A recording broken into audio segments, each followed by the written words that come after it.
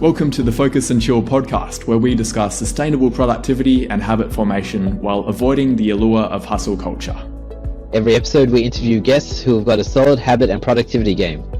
We're your hosts, Joey. Hi. And Jeremy. He's Jeremy. Joey's a published author. I'm self-published though. Has a background in psychology. Not registered though. Has a deep interest in humans. Only some of humans. And a strong interest in habits and connections specifically. That's true. And Jeremy is a software developer with ADHD, and when he's not trying to come up with ways to stop himself burning rice, he enjoys doing a 3-hour morning routine and surprising colleagues by doing sets of push-ups during meetings to keep the energy high.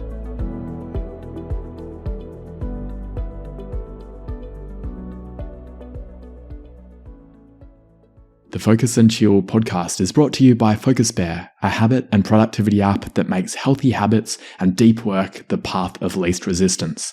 If you have a tendency to check emails or scroll through Instagram first thing in the morning, but long to develop a meditation and exercise habit first thing, FocusBear can help you.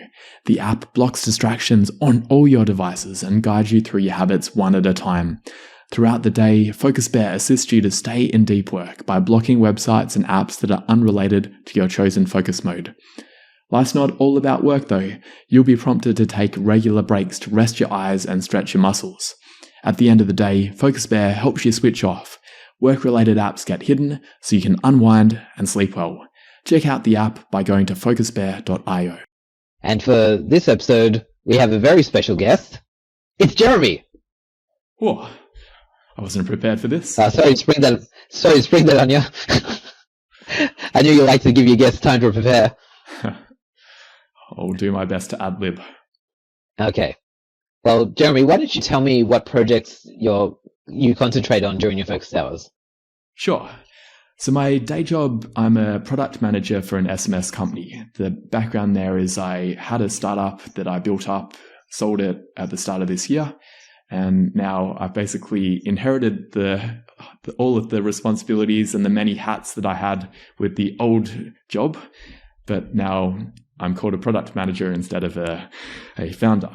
But I wanted that title back. So I've now got a little side project, which I am the founder of, called FocusBear, that we'll probably talk about later. It's an app that's basically designed to help me with some of the challenges I've had as someone with ADHD in terms of being able to focus and also defocus. I had a lot of issues with work-life balance, particularly during the startup and during the sale process. And the app is helping me with that to make sure that I cut off at an appropriate time. Oh, wonderful. Wonderful. Yeah, we'd love to talk more about FocusBear.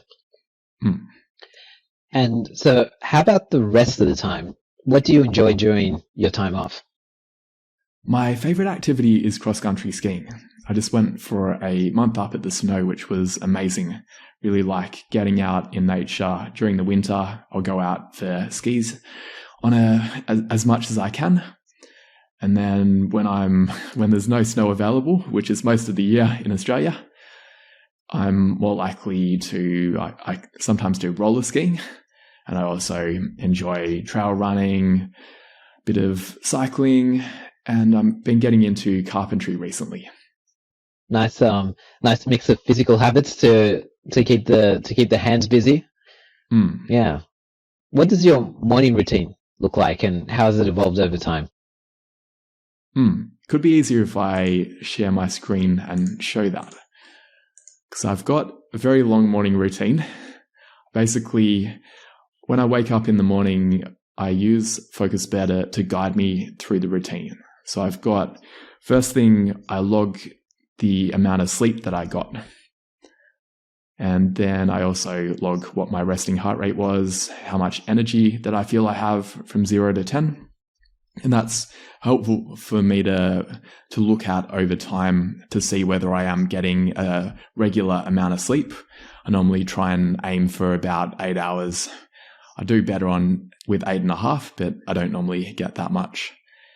Then I do a decent block of journaling. That's normally just free writing. Sometimes I use prompts, but I basically try and dump out ideas that I might have first thing in the morning.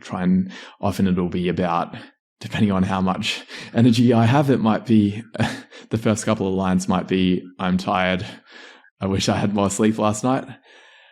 Yeah. But often it'll be the ways that I find it helpful will be reflecting on the day ahead, thinking about some of the challenges that I might have, or some of the projects that I want to give more focus to, and thinking about how I'm going to be able to do the best that I can during that time.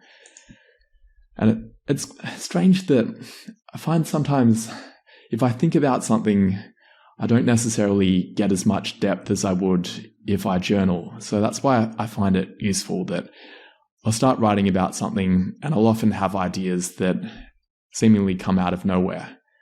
I get it a bit with meditation as well, but I tend to find that journaling tends to be better for me as a first activity in my morning routine.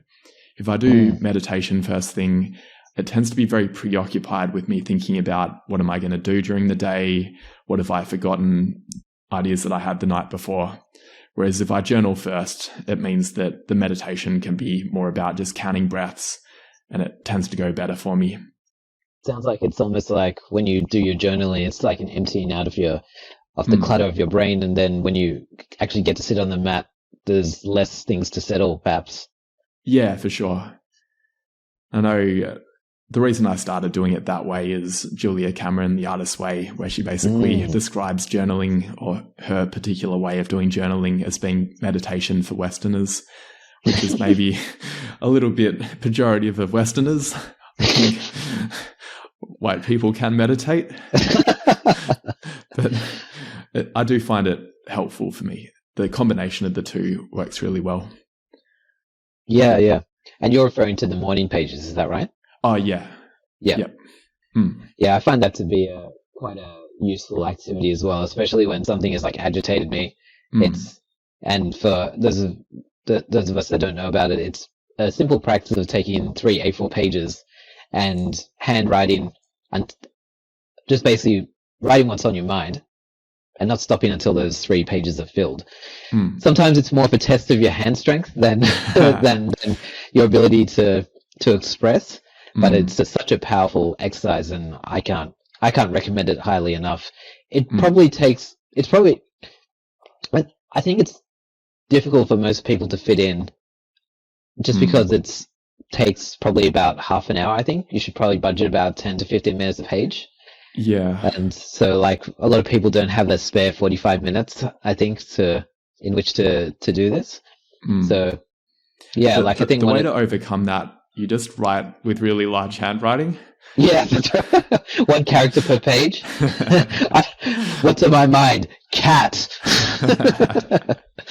That's I think one of the powerful things that we'll probably talk about in this series is that I think trying to start with a habit like that, a 45-minute habit, is probably not really setting yourself up for success. It's probably better to start with maybe 5 minutes of stream of consciousness writing. It doesn't matter if you fill up 1 A4 page. What matters if you just don't stop writing, never let your pen leave the page or something like that. I think 5 minutes is a lot easier to fit in than 45 minutes. Yeah, but, sorry, totally Jez, agree. I hijacked your thread. Yeah, and in terms of how the morning routine has evolved, that's been part of it for me, that I was doing 5 minutes for quite a long time, for the last 6 months or so. But I've started finding that I have a desire to do more, that I get to the end of 5 minutes and I still feel like my hand hasn't completely cramped up yet and the pen's still flowing. Yeah. It's been good to have more time. I'd like to do 10 minutes is probably a good duration. I've got a writing practice in the evening as well, and I think that's sufficient actual time writing for me at the moment. But who knows? Maybe in the future I'll end up with 45 minutes.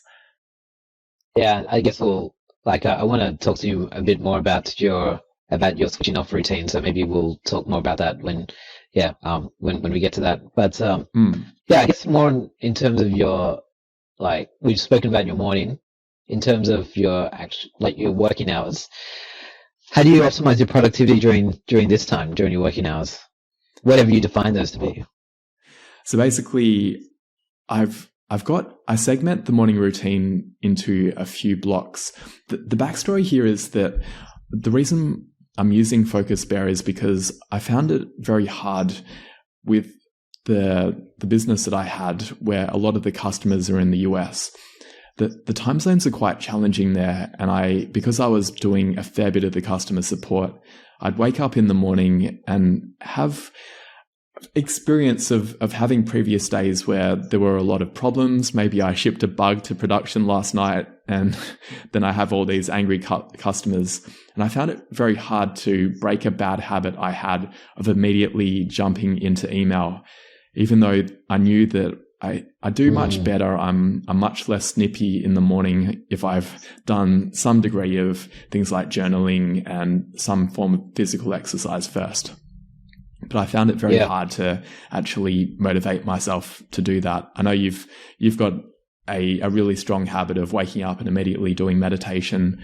I haven't really had that habit. I'm building it up now, but essentially what I'm trying to do with Focus Bear, and it's working well for me now, is that I have some time checking email, but I do that a bit later in the day. So I've basically I do the journaling for 10 minutes. I do a short prayer practice just for about 2 minutes where I'm have not necessarily a denominated form of faith, but I pray to some form of higher power, asking for strength and courage to get through the challenges of the day, which is often scary emails that might come up in a little bit. Then I do some yoga. I have a series of different 10-minute yoga videos that all choose a different yoga video for me each day. I do that, and I find, having done the journaling, the prayer, and the yoga, I'm in a pretty good headspace at that point. And it's okay for me to spend some time checking emails. But the challenges that I have around focus is that I tend to also get into hyperfocus. So if I start checking emails, then I'll look up 2 hours later and I've got through all the emails. But by that time, it's also the start of my conventional workday, and my colleagues in Australia are coming online. And it's very hard to then pull myself back in and to do meditation and do a HIIT workout and things like that. It's helpful for me to have some artificial way to cut myself off from that hyper-focus mode. So I have Focus Bear. It opens up a portal into my email. I can check email. There's a few websites that I'm allowed to check. Everything else is blocked automatically. And then after 15 minutes, it cuts it off. And I continue with the next set of activities, which is to basically look at my calendar. I have real problems generally with punctuality, that I often forget appointments if they're not in my calendar. And even if they are in my calendar, I often don't look at my calendar. So it's helpful having it to actually prompt it, bring it up on the screen. I spend 3 minutes looking at my calendar and my to-do list. And that's helpful for just making sure that I'm not relying on my memory, because it's not going to happen. If I rely on my memory, I just won't show up for meetings and I'll forget critical tasks. I think people rely on memory too much. I think it's not really a great place to be keeping stuff, ironically enough. It's much better offloading things to paper or to a hard drive or something, or to a calendar, and leave your memory, especially your working memory, allow that to manage things that you can't offload. And so, I highly recommend the idea of the calendar and notebooks and what have you. Yep. Yeah, I love how David Allen puts it, that the memory is spiritual RAM that should be used for creativity and not for trying to remember appointments. I try and live by that, partly because I think it's a good idea, but also because I really can't cope without it. And I'm very, very bad at punctuality and showing up for things. Then I do 35 minutes of HIIT, and that involves 1 second. Focus Bear has taken over my screen. evening routine. You must have reached a state of hyper focus. Listen to the bear, Jeremy. Listen to the bear. I've escaped again. Yeah, so I do a HIIT workout. I use beachbodyondemand.com for that, where it's got a vast array of different HIIT workouts that I can choose from. Currently, I'm using BYOB, Bring Your Own Body, where they do basically, it's half an hour of HIIT, and then I'm trying to get up to 45 minutes eventually. So I'm doing half an hour of the video, and then I just do 5 minutes where I'll do some weights, or I'll do some random push-ups or dips, any exercise that I feel like doing for another 5 minutes. And that's been something that I've built up over time as well.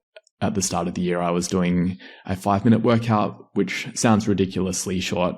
And I can generally do longer workouts than that even back then. But it was all about consistency for me, similar to what you talked about in the last episode, Joey, around what James Clear talks about with both habit stacking, but also making it so easy that it's almost harder to not do it, or harder to not do it than it is to do it. And as Make it I've something you built can't up say over no time, to. yeah, absolutely.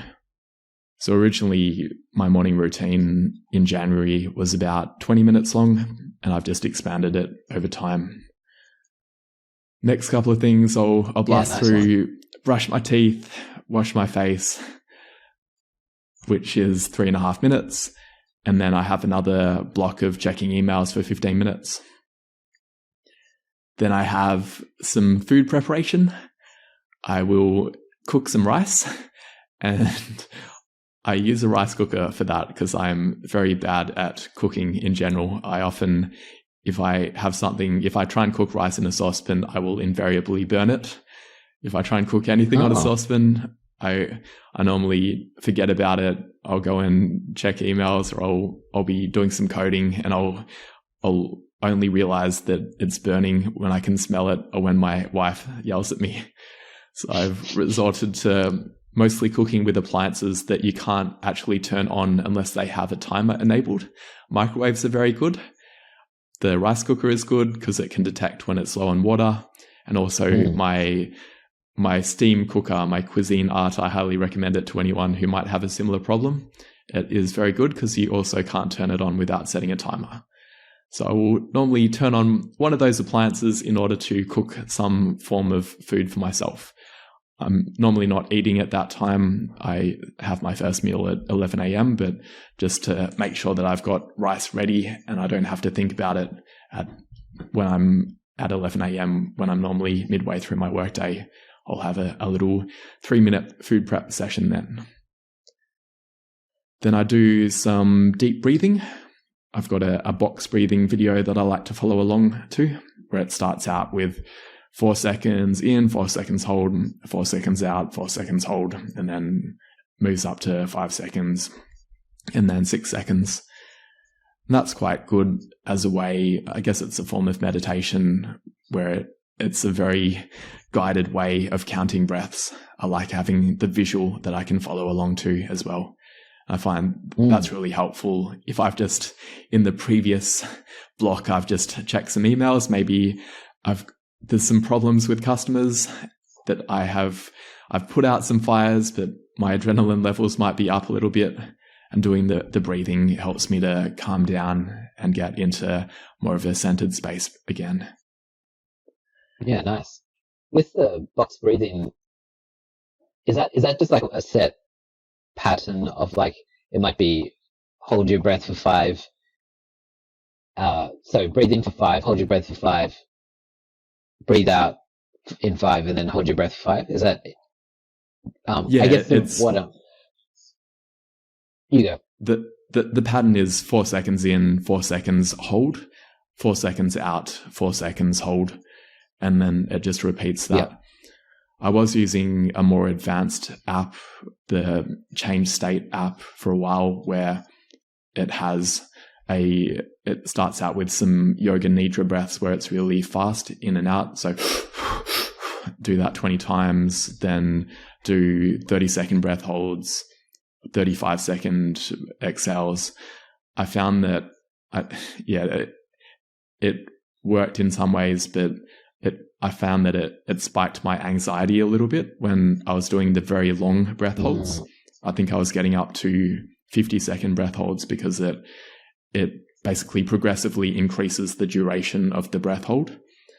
And I know that there's Wim Hof breathing, which has, I think some of the components of that are similar, where you have the rapid inhale and exhale at the start, which again is a bit anxiety provoking for me because it's basically hyperventilating. I do that sometimes because that style of breathing exercise, it's a focus breathing exercise. I've decided that I don't want that at that point of my morning routine. I might use that tool if I'm finding it hard to get into focus later on. But at this point, I think I want more of a calming breathing exercise. And I find that the box breathing is really good for that. Yeah, that makes sense. I think using the breath to regulate mood, whether you want to be more excited or be more relaxed, is probably an episode we can do a complete episode on that, and still probably not even touch on everything. So yeah, really deep subject. There's something I like to nerd out on. Yeah, for sure. There's some excellent episodes from the Huberman Lab podcast where he spends 2 hours. And again, I think he could go a lot longer. There's a lot of depth to that. Yeah. Yeah. It's a great podcast. The next activity, yeah, for sure. Highly recommend that if you're in a mood for a 2-hour podcast. We'll try and keep this one a bit shorter. I'll need to speed through the rest of my routine to avoid making this part very long. So I've got the remaining activities are I read from a spiritual book, then I go for a run. Right now my run is half an hour. I track metrics from my run, the distance, the average speed, the average heart rate. Then I make my bed, which I think you reckon is a controversial habit that some people say better not to make the bed, but I don't necessarily do the sheets, but I make the doona look nice. And that somehow makes me feel like I'm making the house a little bit tidier, even though you can see from my background, my room isn't very tidy. That's something I'm working on as well. But I'll start with the bed. That's a small habit, very easy, something I can't say no to. And I'm trying to build on that in terms of my overall tidiness in the house. Then the remaining part of it, I do another block of checking emails. I read another spiritual book. Then I do 15 minutes of meditation. And for that, right now, I'm following along to a 15-minute YouTube video. And it will choose a random one. I've got 8 different videos that it'll choose from each day. Then I do 3 minutes of Anki, then 6 minutes of Anki app, which again may be controversial. Some people don't like Anki app. It's basically a rip-off version of Anki, but for some reason I started using it and I've got all my flashcards in there. Vast majority are in Anki app, and then some are in Anki. So I've got, in terms of flashcards, I'm doing some related to carpentry, some related to software development, a wisdom deck, which is basically trivia, and some things it might be some of the key takeaways from books. I also have jokes in there as well. I don't have a separate joke deck yet. I might build on that in the future. Then I do Duolingo, 3 minutes of Chinese study. Then I do 15 minutes of reading books related to my profession. Right now I'm reading a book about agile product ownership. And then the last couple are I look at my calendar again in a bit more detail. The first look at my calendar at the start of the morning routine, that's more just checking that I don't have any appointments that are going to interfere with my morning routine. Sometimes I might have, say, an 8 a.m. appointment with people in the US. And in that case, I basically click a button in Focus Bear to postpone the rest of the habits, just like I'm doing right now, postponing my evening routine. And I then go back to the rest of the morning routine after I'm done with the call. And then the final thing, I'm doing some voice practice using an app called Vocal Image on Android. I find that quite good, where it guides you to do various exercises to strengthen the voice. So that's about 3 hours, 15 minutes. And I'm normally at that point, especially with the last activity being to look at my day plan, which includes looking at my to-do list. That really gets me into work mode, thinking about which tasks I'm going to start with first. And also thinking about how long each task will take. Is my to-do list actually realistic? I might make some adjustments to that if I've got too many in there. I do my to-do list on paper. I find that tends to work for me better than doing it using an app. And I might get a highlighter out and highlight a few that I'm going to begin with. In terms of the next stage of the day, what do you do to optimize your productivity during your working hours? Yeah, so I've got the to-do list where I have it split up in my different hats. So I've got actions for my day job, actions for the household, and then actions for my side businesses, as well as also having a plan for, basically, I write out my calendar, having the key appointments on paper as well, because that really, having it down on paper, I find that's better for me than having to look at the calendar on my screen. I do have about 3 different calendar apps to have some redundancy and make sure that I don't forget about appointments. But it's good for me to have it on paper. And then the main thing that helps me with productivity is having very strong content blocks in place, because I can very easily go down rabbit holes and have an idea. And my inclination is, if I have an idea, to immediately start working on that idea. But with the content blocks in place, I can't do that. In some cases I can, if it's an idea related to the day job, that I can start on that immediately. But normally what I try and do is that I set an intention for each Pomodoro, similar to what you do. So with Focus Bear, after I finish my morning routine, it will kick off what's called Super Pomodoro mode, where it will get me to do 4 Pomodoro blocks in a row. I do 50-minute Pomodoro blocks with 10-minute breaks, and it'll pop up a screen asking me for my intention for the next 50 minutes. I'll type that in, and then if I have an idea for something that is outside the intention that I've set for that Pomodoro block, ideally I'll put it down in my paper to-do list, and then I can tackle it if it's appropriate in the next Pomodoro. So that really works well for me, having the pre-commitment to the 4 Pomodoro blocks and having it so that I can't cheat. The way that the Pomodoro blocks work is that I've got some focus configuration set up where I've told the app which websites and which apps are productive for me, and anything else is blocked. I find that works better for me than if I use an app like Freedom, where I have to actually specify each URL and each app which is non-productive. That's really hard because the internet is a really distracting place. There's a much smaller subset of websites which are non-distracting for me and which are actually heavily related to the type of work that I should be doing. Yeah, so you're going for like a whitelist model rather than a blacklist model. Allow list. Allow list, yeah, pardon me. How non-PC of you. Yeah, the non-PC thug. So that's my biggest tactic in terms of productivity, just having the blocks in place, not going down rabbit holes. The other thing that works really well for me is looking at energy management more than time management. Because if I have a task that requires deep focus, I find my ability to get that done is really dependent on how energetic I feel.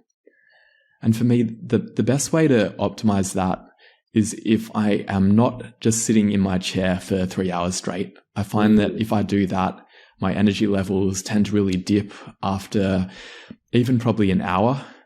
And there's probably ultradian rhythms and 90-minute cycles around that determine it. But I find what helps is if I am regularly getting up from my chair. I don't really like using standing desks. I find my legs get sore. But what I do like is if I have regular micro workouts throughout the day. So with Focus Bear, I've got the Pomodoro mode running where it's blocking me from distracting websites. The other thing it does is every 20 minutes, it'll ask me to do a break activity. And right now what I've got an 80-second micro workout where it chooses a random exercise from squats, push-ups, lifting weights, burpees, lunges, and dancing like no one's watching. It'll choose one of those activities. Oh, and also shadow boxing. It'll choose one of them, and if appropriate, it'll show a YouTube video. So say for push-ups, it'll show a video where we've got a cute bear that is guiding someone to do push-ups. And that can be helpful in just motivating me to do it. 80 seconds of push-ups, that really gets the heart pumping. And I find when it oxygenates my body a bit as well, because I'm breathing a bit more. I find the combination of that in terms of increasing my heart rate, increasing my respiration rate, that tends to correlate well with how energetic and how focused I feel. Whereas if I'm feeling really sleepy, then I'm really not going to be able to do any deep work. I can try, but it's going to be subpar.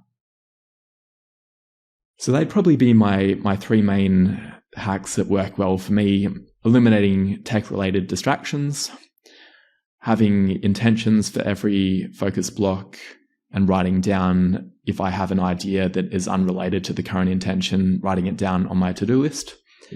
And thirdly, having those micro workouts.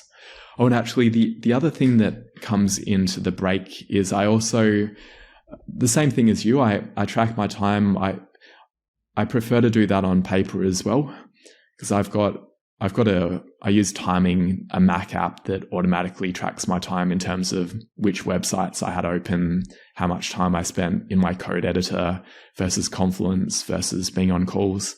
So I'm able to, if I want to actually look at stats, I use that. But in terms of an awareness tool, I find it helpful to make sure that I have actually been sticking to the intention, that every 20 minutes I'll be writing down, what did I do in the last 20 minutes? Did I stick to my intention or not? And that's really helpful. I don't really do anything with those notes afterwards. It's purely an awareness tool, so that if I have gone off track, I'm reminded, oh yeah, that's what my intention was. In terms of winding down, what do you do to switch off at night? Again, I've got help with that, because I find that I can very easily get into hyperfocus, particularly in the evening, because I find during the day people are hassling me. I've typically got at least half my day lost to meetings, either with customers or with colleagues. And there's a real temptation for me to push on and to end up working until 9 o'clock at night, which is really not great for me, because I'm trying to wake up early. I'm normally getting up sometime around 6 a.m. And then I still want to do things in the evening. So if I'm clocking off at 9 o'clock, it means that I'm probably not going to get to sleep until 11 p.m. Really not optimal. No. So I've tried various blocking apps over the years. iOS has a built-in screen time feature where you can completely have all apps, or you can have it, I guess, gradated a little bit, that you can have some apps still allowed and some not. But I found that I wanted to still use certain websites in the evening, but I wanted to control the order of which websites I would look at. For example, I spend some time on Reddit in the evening, but Reddit is super distracting and super rabbit holey. So I want to really constrain how much time I go into that. So I've got an evening routine using FocusBear again, where it will prompt me to do certain activities. It'll lock other apps when I shouldn't be using Reddit, for example, and guide me through that. So the evening routine, it starts with going for a walk. I'll go for a walk with my wife.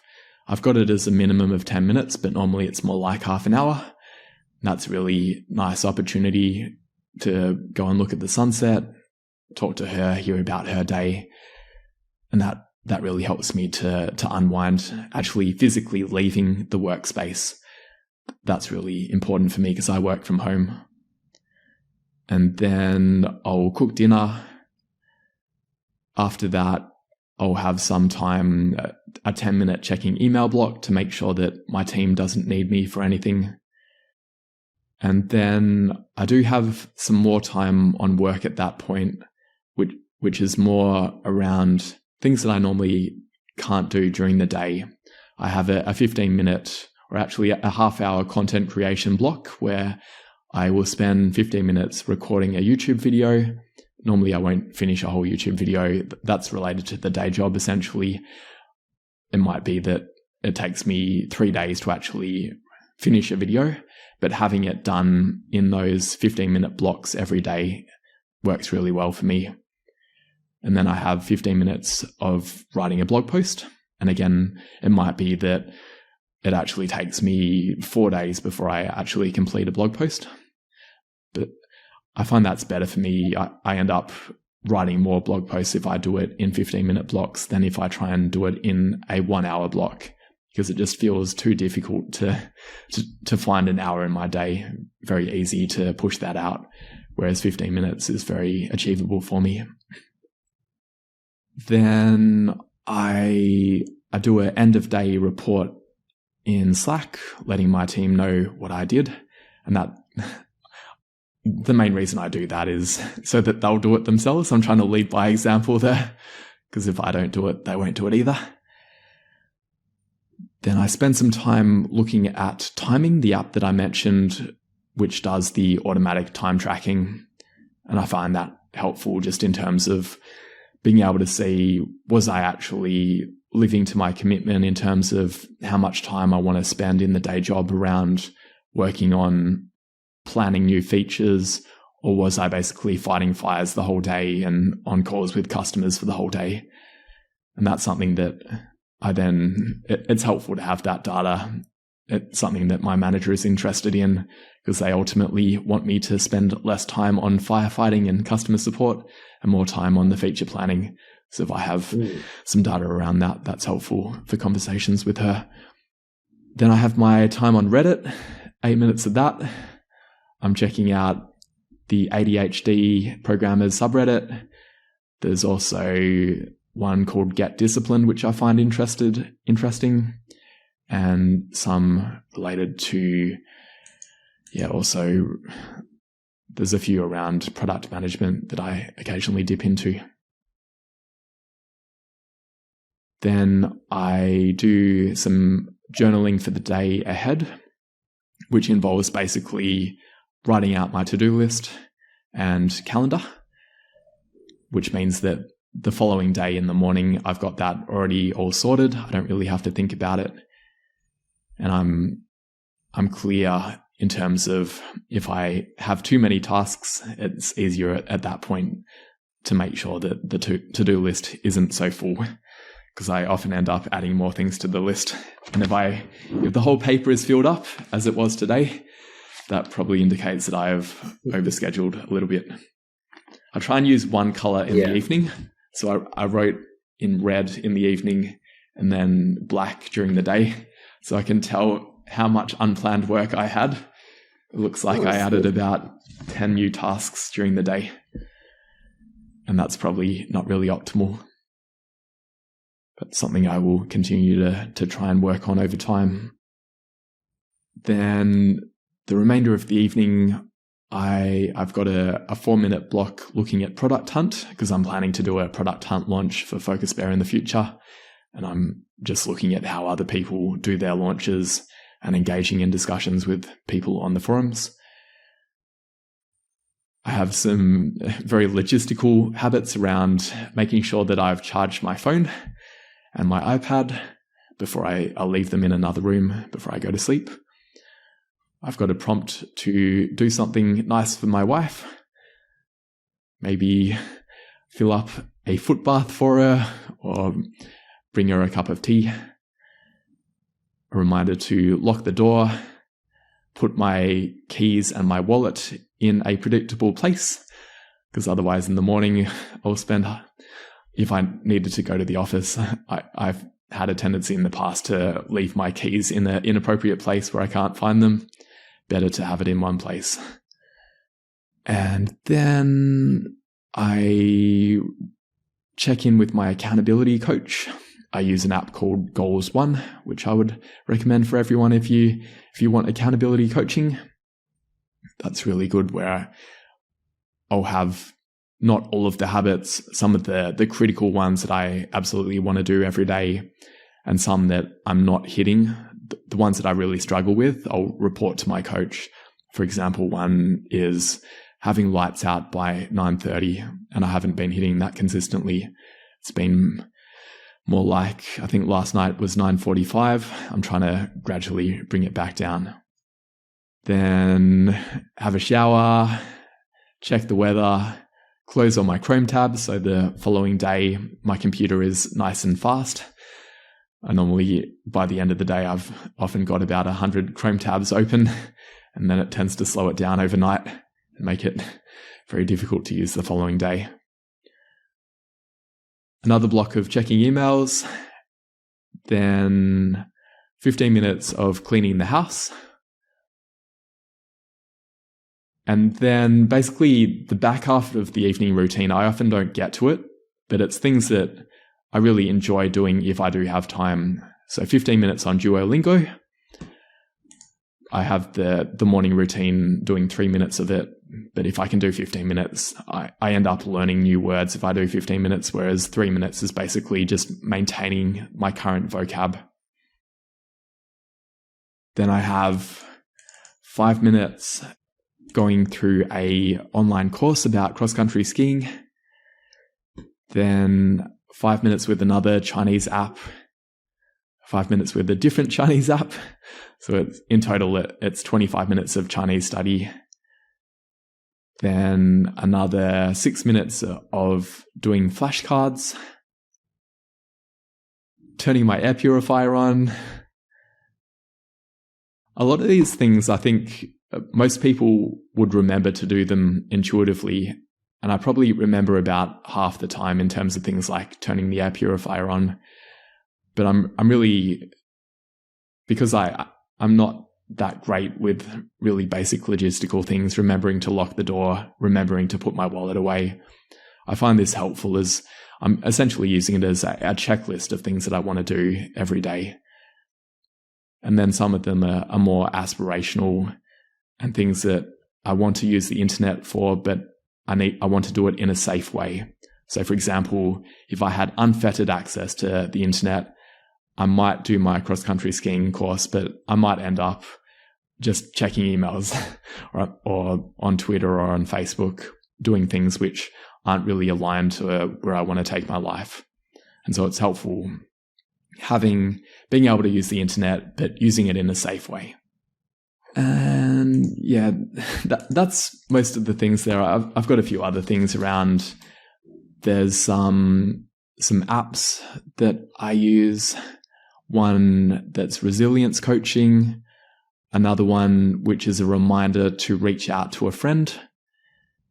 And then the final part is, and if I get to this point, I'm so happy because I normally don't. I think by this point, it's about 3.5 hours. The final couple of things are to do a evening yoga session. It feels great when I do that. Basically, it's more the morning yoga session, it's a bit more active, whereas the evening yoga session, it's more restorative yoga. helping me to get ready for sleep, and then just brush my teeth, make sure the phone is not near my bed, and that's it. Go to sleep. Yeah, I'd probably put you to sleep with that that evening routine. It certainly is a lot. Yeah. Like you said, it's 3.5 hours now. I think a lot of people are going to struggle to have like a checklist of 10 or 15 minutes of things. So just, I think it's important to remind everyone that we all start where we start. It's sometimes the simplest habits that provide the strongest foundations. And so we can start with maybe one or two things. Jez has been at this a long time. This is, yeah. And I still don't get through most of these. Overnight. It's difficult for me, say, if we've got our podcast recording tonight and I'm not going to get through most of it tonight. Damn you, Joey. Or if I go for sometimes on Tuesday nights, I go and join a running club, do an evening workout. So in times like that, I don't get through most of the activities, but I've front loaded the ones that I care about the most. So if I get through the first hour and a half, that's essentially my set of core evening habits, and everything after that, it's more things that I like doing, and I feel great when I do it, but I don't expect to do it every day. Yeah, nice one. Thank you for sharing that with us. I guess just to take us out, could you tell us a bit more about some resources, books, philosophies? You already mentioned a few apps, but yeah, the ones that you find the most helpful for productivity and habit formation, maybe like the top 2 or 3, if you can pick them. Yeah, sure. I might break it into apps, books, and philosophies. So in terms of apps, I'll spruik my own. I think FocusBear is pretty solid. If you're on a Mac, check it out, focusbear.io. The other ones that I use that I find helpful are the Mac app Timing for automatically tracking my time. I find for my phone, I'm using an Android app just called Block, because the FocusBear mobile app isn't ready yet. And that basically locks distracting apps in the evening. They're really good. In terms of philosophies and books, I really like, I too haven't read Atomic Habits. I've listened to the audiobook. I don't feel like I properly absorbed it, so I'm probably going to read the paper version in the next month or so once my wife finishes with it. But I have recently read Tiny Habits, and I believe that basically James Clear based a lot of what he's come up with as his content based on BJ Fogg's work. It's the same philosophy around. BJ Fogg talks about that you want to anchor your habits. I do anchor some habits in terms of one habit that I don't have in FocusBear because it doesn't really work is taking vitamins. And I have been very inconsistent with that. But one thing that I've drawn out of reading the book recently is having a prompt that comes at an appropriate time. And I have a strong, I don't know whether I'd call it a habit, but a habit or an activity of adding olive oil to my food. That's always the last thing that I do before I eat my lunch or my dinner. And I've put a sticky note next to the olive oil container, which says, take your vitamins. And I've been taking my vitamins since doing that. So I've found his techniques or his philosophy very practical. For me, I need to add some additional components to it because he talks about that you can just chain habits, and James Clear talks about habit stacking as well. I think that works if you only have maybe 5 habits that you want to do. But when you are very aspirational and you have 30 different things that you want to do, some of which it's hard to remember to do them one after another. I found that the combination of doing habit stacking or habit chaining is good for the first couple. And then for more of the stretch habits, I find it helpful having FocusBear guide me through it. And then one other philosophy would be Getting Things Done by David Allen.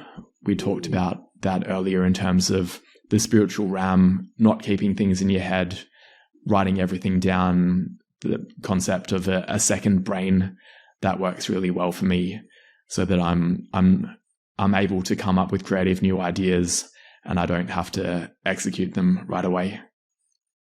I could probably come up with other resources, but they're the key ones for me at the moment. Yeah, it's quite a nice bunch of things to follow up on. So thank you, Jez. Thanks for interviewing me. It's a pleasure. Thanks for tuning in to this episode of the Focus and Chill podcast. To listen to other episodes, jump onto podcast.focusbear.io. If you'd like to be a guest on the show, or you know someone who'd be a good fit, email us at team@focusbear.io. Otherwise, stay focused, stay chilled, and peace out.